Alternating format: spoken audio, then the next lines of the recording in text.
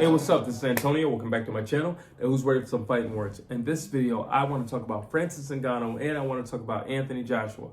I want to do a fight breakdown for both of these guys. The fight's happening, so let's get to it. Basically, if you're unfamiliar with how I do a fight breakdown, I just take both guys, I match them up side by side, I run down a list of attributes. Whoever has more points in the end, that's the individual that I'm going to go with. And without further ado, let's jump into this thing. Let's see. I'm going to start off with power because we're talking about two hard hitters. We're talking about two titans. We're talking about two guys who could basically lights out at any given time with one punch.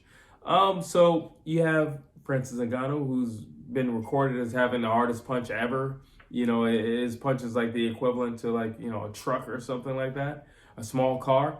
While you have, on the other hand, you have Anthony Joshua. He's knocked a lot of guys out with one punch. So, to be fair, I got to go with the guy who's got the punch that's recorded, like a small car, which obviously would be Francis Ngannou. But to also be clear and fair at the same time to Anthony Joshua and the UK, Francis Ngannou has knocked guys out. He does have this hard punch and everything like that, but you got to understand, he's knocking out MMA guys. MMA guys don't have the background or the history as boxing guys. MMA, a lot of these guys come from judo, karate, jiu-jitsu, wrestling, and these are sports where you don't see any or very little punches to the face. So the resistance isn't there. If you're not used to something, yeah, it's going to definitely affect you. It's going to knock you out. That's not to say that Francis doesn't hit very hard, but it's also to say that you're knocking out people who have grown up not used to getting punched in the face. While you look at Anthony Joshua, he's knocked out people who went through an amateur system, who got punched in the face, and they've made it to the elite level if they're fighting him, the elite level, and he's knocking these guys out. So obviously, personally, to be fair, I would say it's a tie. But because, Francis has this thing recorded and he's linked to a small car, you got to give it to him. So 1 point to Francis, just, being honest. Speed, I'm definitely going to go with Anthony Joshua. Both of these guys, neither one of these guys are like the Flash or anything like that. But in terms of speed, Francis Ngannou is not the fastest guy in the world. He's not. Anthony Joshua typically is a lot faster than a lot of his opponents. You got to give him credit. Even when he was big, bulky, jacked up AJ, he still was faster than a lot of his opponents. So speed, I'm definitely going to go with AJ on that. Mental toughness. Who's more mentally tough? So here's the thing. AJ has definitely been down at a rut. AJ has definitely lost a few fights. One fighter in particular that he should not have lost to, yet he lost to, which is Andy Ruiz. But he did, win in a rematch. However, he didn't fight like a mano-a-mano type of fight style or anything like that. He implemented this jabbing and circling little, montage that he did the whole entire fight. But I will say, when you look at Francis Ngannou, there was a fight of his where he went gun shy and he didn't want to get hit. Francis has even stated in interviews that he doesn't like getting hit, and it shows he doesn't like getting hit. And he went through a period where he was, gun shy. And I think both of those guys have both gone through that period, that stage. I think one of the things for Francis Ngannou was having the boxing gloves on.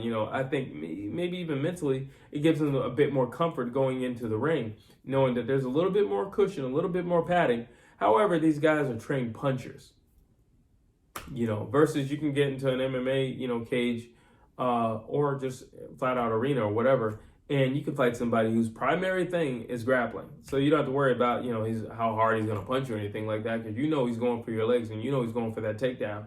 Versus boxing, no, he's going to knock your head into the third row, and that's his objective throughout the entire fight. It will not change or vary at any point in the fight. He's trying to knock your head off. But they've both gone through a rut. So with his last victory, his first fight in boxing, but his last victory was mental, because he lost on the sword cards, but he walked out with a mental victory. He went the distance with the Gypsy King, Tyson Fury, and he did exceptionally well against Tyson Fury, and he knocked down Tyson Fury. Tyson Fury was supposed to cakewalk Francis Ngannou. He was supposed to box circles around Francis Ngannou, and at no stage in the fight did he ever look like, he controlled Francis Ngannou. Francis Ngannou was in the fight the entire fight. I do believe that Tyson Fury won, but nonetheless, he didn't big brother Francis Ngannou the way he was supposed to big brother Francis Ngannou. He just simply won the fight. Now you look at Anthony Joshua's last fight. Yeah, he did what he was supposed to do, but to be honest with you, it was against an opponent that nobody wanted to see him in there with. So it doesn't really mean anything. But nonetheless, he did the job. He did it well as well. But so when I look at this fight mentally coming into the fight, I think Francis Ngannou has he's stronger mentally coming into this fight. That's what I think. I think he thinks, well, I hit really, really, really hard, like freaking Camry or whatever it is. I think I hit really hard, and I did exceptionally well against the guy who is considered the greatest heavyweight champion of all times to some. And look what I did to him. I even put him on his bottom. So look what I did to him. So you can only imagine what I'm going to do to you. You got 3 losses. You can only imagine what I'm going to do to you. You've had a mental rut for about 2 years. But you can only imagine what I'm going to do to you. You can only imagine what I'm going to do. You couldn't put down a small Usyk. You can only imagine what I'm going to do to you. I can see how Francis Ngannou can build himself up even more for this fight in belief that he will win against Anthony Joshua than Anthony versus Francis. Because Anthony he hasn't fought Tyson Fury.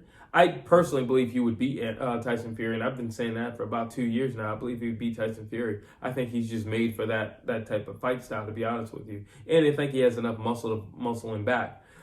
So I think mentally, Francis definitely has the edge in this fight. So I got to give it to Francis Ngannou, mental toughness.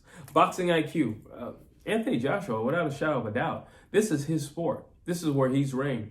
This is where he's collected belts. This is where he became a unified champion. He beat Klitschko. You can say whatever you want about Anthony Joshua. He's the man, and he did it at an early stage in his career, okay, where there was just a lot of pressure put on him, and he rose to the occasion at that stage in his career. So when it comes to boxing IQ, by far, he's been there with much better guys than Francis Ngannou. And they pose way more threats than Francis Ngannou. They know how to set up those punches. There's no comparison. It would be Anthony Joshua. Let's see, what do we have next? Versatility. Anthony Joshua, he showed he was versatile in the second Usyk fight, which I think he did even better. Also in the rematch with Andy Ruiz, when he was circling and he worked off the jab and he was very patient. He wasn't going for the kill. He's shown, if there's one thing Anthony Joshua shows, he shows that he's a very composed and patient guy. But more importantly, he shows that he's the type of guy who can implement a game plan. If you give him a game plan, he will follow it to a T. And that's important. And I think especially with an opponent like Francis Ngannou, I think following a game plan to a T would serve him extremely well. And when I look at Francis Ngannou, his versatility, obviously he's versatile. He comes from mixed martial arts, so you got to give him the credit for that. But we haven't seen his versatility in boxing. You got to be fair. We got to be honest. We haven't seen his versatility in boxing. So it's going to be interesting. So right now, I got to give that to AJ. Defense. Again, got to give it to AJ. I think he's a more defensive-minded fighter, especially, with the last few years and his mental strain and rut. I feel like he definitely is very defensive-minded moving into fights. While, again, you look at Francis Ngannou, he's riding high, even though he lost on paper, but he kind of became the people's champ after losing to Tyson Fury. So I still got to give it to the defense to Anthony Joshua. I think there's a lot of ways for him to be defensive. He's shown that he can be defensive with his leg, his footwork.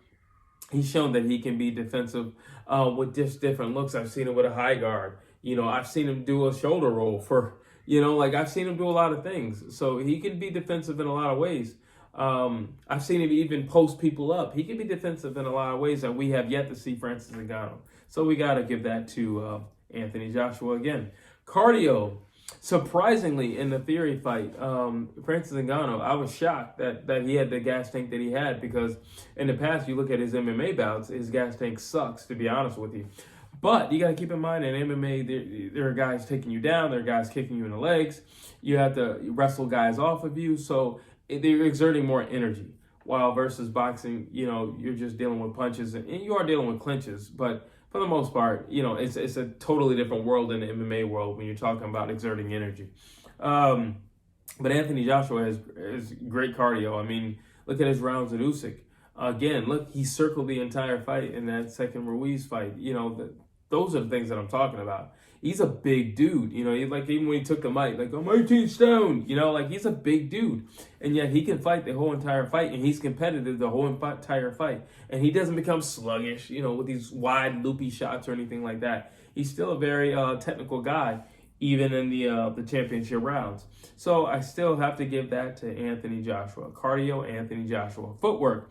I said it a little bit earlier, but I'll say it again. Footwork, I got to give it to Anthony Joshua. I think he has better footwork than Francis Ngannou. I think Francis did a great job of cutting the ring off with Fury, but that's about it. When I look at Anthony Joshua, he knows how to cut the ring off. My biggest thing for him, if he gets his confidence 100% back, because I do think it's about 85% back, but if he gets it 100% back, he knows how to cut off the ring. He's just as much a predator as Francis Ngannou. This fight is just as dangerous to Francis Ngannou as it is to Anthony Joshua. It's just more dangerous for Anthony Joshua because he doesn't want to look bad towards a guy who this is literally his second fight in boxing. That's all. But, Francis has already gotten his respect, so it's not going to look as bad as, what happened with Tyson Fury, to be honest. But I still say AJ has better footwork by far. Jab. Got to give it to AJ again. I think he has a better jab. Again, that second Andy Ruiz fight. He has a better jab, hands down. And he knows how to utilize that jab. And he has a very stiff and powerful jab. He doesn't have some, just peppering, just trying to stay away from somebody or trying to get somebody away from you or off of you. No. He's very heavy-handed, and his jabs will beat you to shreds, almost like a triple G. So, great jab, and he's consistent with the jab, as you hear on this channel all the time. Consistent with the jab. Gotta love that. Creativity. Neither one of these guys are creative. I'm not even gonna lie right there. Neither one of these guys are creative. They're not gonna give you that. This fight is not gonna be filled with pizzazz. It will be filled with drama, but it won't be filled with pizzazz. And I say drama in the sense that I see more than one knockdown, to be honest with you. They're both heavy-handed. They're both strong guys, and they're both physically imposing guys. So I do see this fight, there's going to be more than one knockout down. I can even envision both guys getting knocked down, to be honest with you. It's going to be a great fight. Fury versus Wilder, when both guys just kept getting knocked down. I can see that happening in this fight. That's what I'm saying. Punch output. AJ.